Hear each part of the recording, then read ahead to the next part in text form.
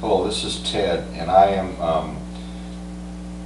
have been reading from Exodus 16, and in Exodus 16, it refers to manna, manna from heaven, manna from God, and I have received loud spiritually for years that this was prepared in huge orbiting spaceships in orbit around world Earth at the time, and they had what we would call similar to a shuttle, but also like a jet that could fly, in the air, and were huge transports and could open up their cargo bays, similar to how we do today. And the angels have taught the United States of America how to do in these days, and it's called an airdrop of food.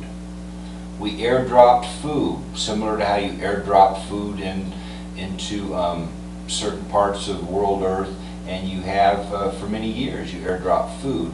They just simply dropped the food out, and it fell on the ground, and it was food that they could gather up and eat. And that is a more accurate, or more of the 100% truth on how manna was delivered to humans at the time on world Earth, that God and the host wanted to help.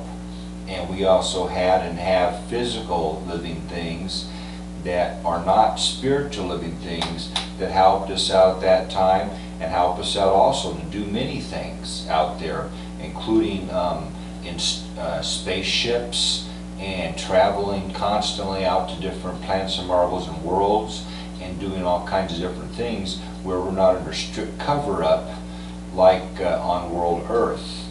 And much of this cover-up on world Earth is a mandatory cover-up, and much of that is some things that Satan and the demons are able to legally control and block, and we are not allowed to tell you too much. And if we tell you too much, we actually break certain treaties we have with Satan and the demons here on world Earth. Believe it or not, there are still certain treaties in effect, even though we are at war trying to drop or kill all of those, including all spawns of those. Therefore, manna truthfully was, if you want to know the truth, put it together. You have airplanes now, you have jets. For many years you have done airdrops of food. You now have NASA and JPL and different space programs. You're able to send